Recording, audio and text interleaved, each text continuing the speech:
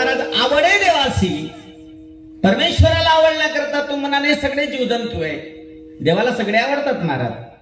कारण ज्या ठिकाणी जन्माला आलेला व्यक्ती असेल ना, मरेपर्यंत भगवंताचं नाम आहे आणि भगवंताची क्रिया आहे. अधिकार आहे देवाला की सर्वांच्या जीवाचा हसावा सांभाळत. तो सगळ्या जीवाचा सांभाळ करतो महाराज. मग त्याच्यामध्ये कोणी असा नाही की याला मी सांभाळणार नाही.